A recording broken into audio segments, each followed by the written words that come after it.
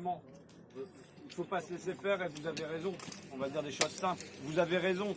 Vous avez raison de vouloir que liberté, égalité, fraternité ne soient pas remplacées par pollution, béton, camion. Mais c'est ça qui est en train de se passer. Vous avez raison. Moi, je suis désolé, c'est un peu sentimental, mais je pense toujours à mes gamins. Vous avez raison de ne pas vouloir on dit artificialiser, mais c'est une forme d'euphémisme pour ne pas dire bétonner. On sait quand il y a du béton, il n'y a plus de marche arrière. Il n'y a plus de marche arrière. Les terres qui ont été bétonnées, derrière, c'est pas possible d'en refaire du sol. Donc, on sait qu'il y a déjà l'équivalent de... Bon, attends, je vais me lever. On sait qu'il y a déjà l'équivalent de un département français qui disparaît tous les 8 à 10 ans en béton, de terre agricole qui disparaît et qui devient du béton. Je veux dire, on est dans une espèce de folie là. Ensuite, ce que j'entends là, c'est la continuité d'une histoire européenne.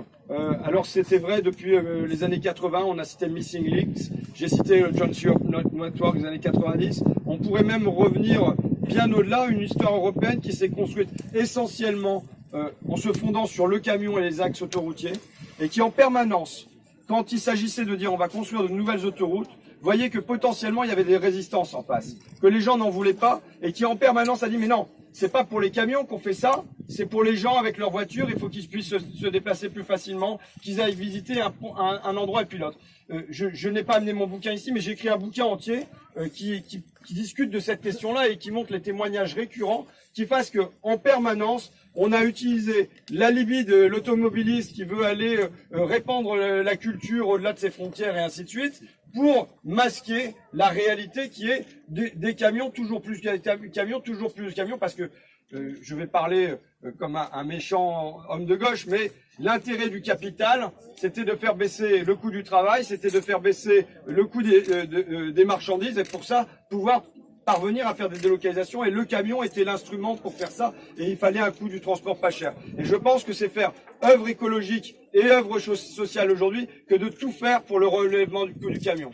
Le relèvement du coût du camion parce que il faut que les camions payent le prix réel de la route. Aujourd'hui, le prix de la route, il est externalisé. Le fret ferroviaire, c'est pour ça qu'il n'est pas compétitif, c'est qu'on fait payer au train, on fait payer l'infrastructure, on fait payer le rail. Le problème qu'on a, c'est que sur la route, l'infrastructure n'est pas payée par les camions. Un camion, il me semble que ça détruit la route 10 000 fois plus qu'une voiture. J'ai plus les chiffres en tête, mais c'est par milliers. Ils ne payent pas du tout en proportion. Donc il faut faire payer ça, et il faut faire payer un prix juste. Là, à quoi on opère dans les transports? On opère un dumping social. On a procédé à un dumping social chez les camionneurs en disant bah voilà, vous conduirez plus longtemps, vous serez moins payés, et les gens vivent de plus en plus mal. Moi j'ai vu les camionneurs qui devenaient schizophrènes à force de devoir faire des kilomètres. Ça a été remplacé par des camionneurs roumains dont on sait qu'ils vivent avec leurs gamelles sur des aires d'autoroute et qu'il n'y a plus de transport international français. Et là qu'est-ce qu'on fait? On produit avec le rail un dumping social. On leur demande, on leur dit, bah, vous n'êtes pas compétitif par rapport aux camions, donc qu'est-ce qu'on va faire? On vous demande d'avoir de moins bonnes conditions de travail pour être à la hauteur. Donc,